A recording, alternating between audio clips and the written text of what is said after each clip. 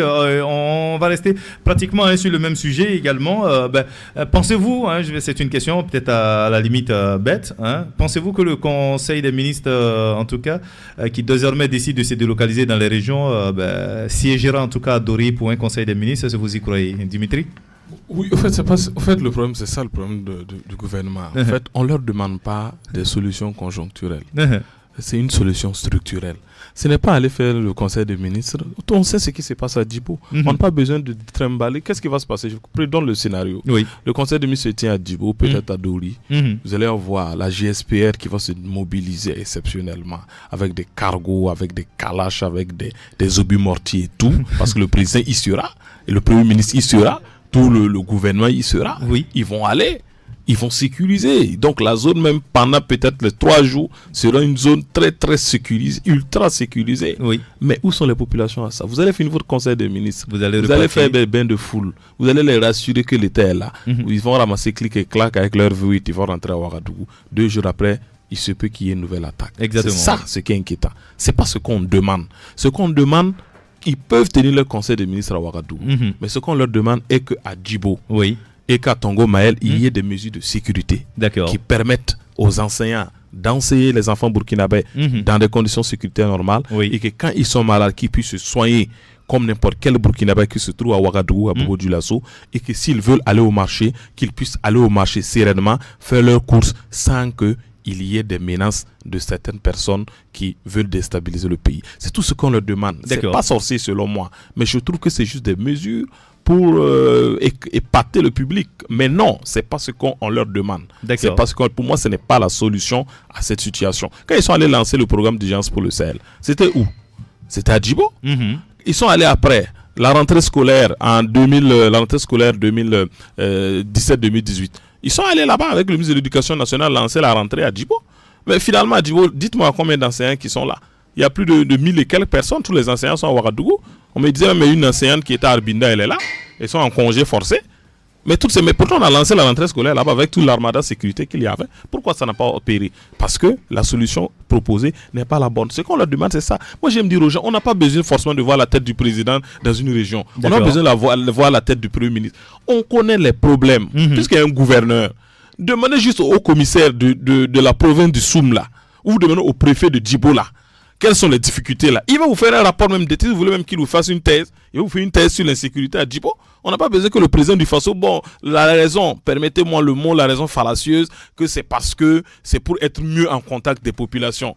Mais vous avez la déconcentration des services, ça veut dire quoi? C'est du français. Si vous avez un préfet qui est là, qui est payé avec le contribuable, vous avez un haut commissaire, vous avez même pratiquement les maires même ont fui. Donc, du coup, ce sont des gens qui sont toujours là-bas qui peuvent vous donner des informations. Mais est-ce qu'on a besoin de trimballer tout ça pour aller là-bas pour montrer aux populations? Les populations n'en veulent pas. Ce que les populations veulent à Djibo là, ils veulent être sécurisés et veulent faire tout ce qu'un Burkinabé normal fait à Ouagadougou. Ce qu'on leur demande, c'est tout. Mamoudou Savadogo, vous partagez cette analyse sur, en tout cas, cette volonté du gouvernement, en tout cas, de délocaliser les conseils de ministres. Oui. Je suis parfaitement d'accord avec Dimitri parce que je ne vois pas pourquoi aujourd'hui il faut délocaliser ce conseil de ministres qui d'ailleurs même a un contenu qu'on peut toujours... dont on peut toujours épiloguer dessus. Quand vous regardez par exemple souvent un conseil de ministres qui ne dépasse pas 2 pages, où on va se trimballer ici pour mettre des milliards pour aller s'asseoir, peut-être discuter de 2-3 questions et puis revenir au Burkina. Revenir à Ouagadougou. Donc pour moi, je me dis, c'est un spectacle où finalement je me demande ça va finalement servir à quoi. On a aujourd'hui besoin de ces ressources là pour autre chose. Si aujourd'hui on vous donne le coût d'un conseil de ministres délocalisé, mais vous n'allez pas vous en revenir. Et après c'est pour aller faire quoi? Finalement je ne vois pas, parce que on a aujourd'hui tous les moyens possibles. Et une question qui se passe, quel que soit les kilométrages avec Ouagadougou, le président du Faso a les moyens de savoir exactement ce qui s'est passé à la seconde près. Vous avez, comme Dimitri l'a dit, les services sont déconcentrés. Et même sur le plan politique, Les partis politiques sont représentés. Quand tu prends le MPP aujourd'hui qui dit qu'il court aujourd'hui tout le Burkina, il n'a pas besoin aujourd'hui de dépêcher une délégation spéciale pour savoir donc pour le cas du PNDS, qu'est-ce qui est fait pour vous à l'intérieur. On peut faire des rapports et puis éventuellement faire venir à Ouagadougou. Si c'est pour permettre aux ministres de connaître les régions, je pense qu'aujourd'hui presque les ministres peuvent faire leur mission tranquillement, aller dans ces régions-là et puis revenir si besoin il y a. D'accord. Donc je me dis, on n'est pas à une situation, c'est quand on a une situation d'instabilité absolue où tout marche bien qu'on peut également aller dans cette situation. Mais là, nous sommes pratiquement en crise, il faut le dire. Lorsque vous êtes attaqué de toutes parts et que vous allez amener peut-être tous ces ministres-là, par exemple, si vous partez tenir un conseil de ministres à Guibo ou quoi, les terroristes peuvent justement se dire que c'est une provocation. D'accord. Éventuellement, beaucoup de choses peuvent se passer. Peut-être pendant votre présence, rien ne va se passer. Parce qu'ils vont se dire qu'avec l'armada en sécurité que vous allez amener, ce serait difficile d'attaquer. Mais lorsque vous partez, ils vont vous montrer qu'en réalité, ils sont là. Ils sont là. C'est eux qui gèrent le terrain. C'est eux qui gèrent le terrain, c'est pas vous. Donc, je me dis que je ne vois pas en quoi est-ce que c'est important aujourd'hui de se déplacer pour aller faire des conseils de ministres délocalisés. Je vois sous la transition, on a expérimenté cela. Justement. Mais ça donnait quoi? Ça a été abandonné après. Ça a été abandonné après parce que c'est les mêmes critiques.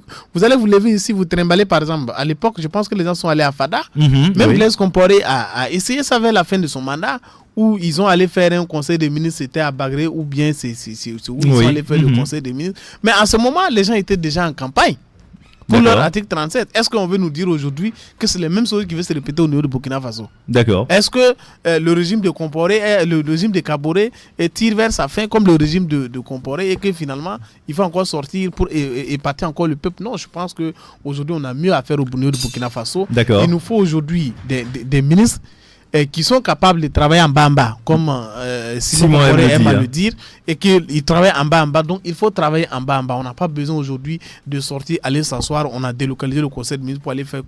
Non, il faut trouver un autre moment pour ça. Le moment est très mal choisi aujourd'hui. Ce n'est pas ce n'est pas l'urgent au niveau du Burkina Faso aujourd'hui. Ce qui est urgent, c'est de maîtriser le nom, c'est de maîtriser le système sécuritaire et éventuellement envoyer les hommes. Tout l'argent qu'on va prendre justement pour maîtriser chaque semaine, ce n'est pas 10 millions, ce n'est pas 20 millions qu'ils vont dépenser. Vous n'avez aucune idée de quand un ministre se déplace aujourd'hui, c'est combien il va dépenser pour aller. Et si c'est encore plus loin de Ouagadougou, vous ne pouvez pas vous lever ici le matin très tôt pour arriver là-bas à 9h pour faire un conseil de ministres. Il y en a qui vont aller dormir là-bas. Peut-être il y en a qui vont faire peut-être 48 heures de mission. Ça coûte combien au contribuable burkinabé pour éventuellement aller s'asseoir pour faire un compte rendu de 2 pages qu'on peut peut-être même s'asseoir dans une des salles les moins climatisées et pour faire justement cela. Alpha Conségré, vous partagez ce point de vue? Oui, bon, je vais résumer mon point de vue rapidement. Je constate que l'exécutif est en panne de popularité, d'accord, en panne d'inspiration, d'accord, et manque complètement de vision pour ce Burkina Faso. À la lumière, en tout cas, des raisons avancées par le porte-parole du gouvernement pour justifier la délocalisation des conseils des ministres. C'est pour être proche des populations, pour recueillir leurs préoccupations et ensuite voir de visu les réalisations du PNDS. Alors, pour décortiquer maintenant mon analyse. D'accord. Alors, si je prends donc ce manque de popularité, effectivement, ça se dit partout que ça grogne au Burkina. Le gouvernement est chargé de toutes parts. Alors, on veut faire une sorte de marketing, de communication politique pour essayer donc de prendre des bains de foule, pour se rassurer même, soi-même peut-être également que ce serait une occasion de faire de la corruption politique, également préparer donc les esprits pour 2020. 2020, alors, manque de vision. Parce que je ne peux pas concevoir qu'un régime qui soit en place depuis fin 2015, c'est maintenant que ce régime veut aller connaître les préoccupations de Burkinabé. D'accord. C'est extrêmement grave. C'est extrêmement grave à mon avis. Également, en ce qui concerne donc la question du PNDS, les réalisations, c'est comme si c'est quelqu'un d'autre qui a réalisé les choses sur le terrain. C'est pas ce gouvernement. Ils veulent sortir, aller visiter les chantiers pour voir ce qui a été fait, ce qui n'a pas été fait. D'accord. Alors que c'est vous-même qui exécutez le PNDS. C'est comme si le PNDS, c'est pas ce gouvernement qui l'exécute. Ils veulent aller constater sur le terrain ce qui est fait. c'est l'opportunité en fait du moment qui me pose problème. D'accord. À un moment donné, on aurait pu accepter cela, mais le contexte actuel ne s'y prête pas du tout. D'accord. On a des défis plus urgents, plus importants que d'aller faire du tourisme à l'intérieur du Burkina Faso. Voilà, à mon avis en tout cas. D'accord. Donc l'heure est beaucoup plus au travail. C'est ça, c'est pas du travail. D'accord. C'est pas du travail. Aller se réunir dans des salles. Il a dit, moi, je vais passer sous silence donc le coût de cette opération de communication que le gouvernement veut orchestrer quand on veut faire croire aux populations que c'est les fonctionnaires qui pillent tout l'argent du pays, alors qu'ils présentent à la faveur de cette mesure-là la preuve que eux aussi ils se soucient moins des populations parce que ça aura un coût forcément. Cet argent aurait pu servir à réaliser des écoles, à même payer des calages pour des militaires au front aujourd'hui. Il ne faudra pas qu'on ait un pouvoir qui finalement regarde ce que son opposition fait. Voilà, la réponse c'est ça. Oui, c'est un pouvoir qui fait dans la réaction et non dans l'action. Il faut faire dans l'action. Et c'est depuis très longtemps qu'ils sont dans cette logique. Et même quand vous regardez un peu partout, même avec les syndicats, même avec la gestion même du pays, les gens sont dans l'offensive.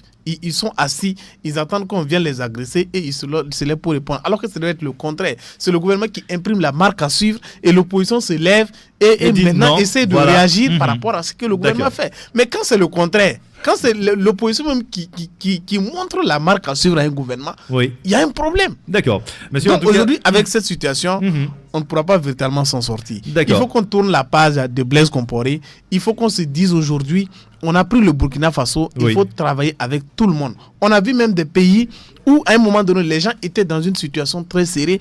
On est allé faire sortir des prisonniers les plus célèbres pour qu'ils puissent aller trouver une solution à un problème posé. Parce qu'il faut aller au-delà de ça, éviter les considérations personnelles. Lui là, il était avec Blaise Compaoré, lui là, il était avec qui? Et on se renferme dans tout ça, c'est la haine partout et on se promène pour installer des hauts conseils de réconciliation nationale ou des hauts conseils de dialogue social afin de compte pourquoi faire. Parce que moi, je me dis au niveau de Burkina Faso, ce ne sont plus des institutions qui nous manquent. On a toutes les institutions de ce qu'il faut pour faire marcher le Burkina Faso. Ce qu'il nous faut aujourd'hui au Burkina Faso, c'est une vision. D'accord. Il faut que ces gens puissent nous dire où est-ce qu'ils veulent nous amener. D'accord. En tout cas, c'est noté. C'est tout le problème. Oui, c'est noté. En tout cas, on aura compris les différentes réactions du vent, mon cher. Puis, on aura compris beaucoup de passion sur le plateau. Monsieur, mais tout de même, permettez-nous d'attaquer un autre sujet également. C'est vrai que vous l'avez dit tout à l'heure également. Le Burkina Faso, pays des hommes intègres, au cœur de sa capitale, Ouaga24.com. Ouaga24.com, c'est votre site internet d'information générale, politique, santé, société, people, cuisine, sport, technologie. Tout est décrypté pour vous sur votre site internet Ouaga24.com. Ouaga24.com, c'est aussi Radio Burkindi, la web radio dédiée à la musique burkinabé, et BFTV Live, votre web TV.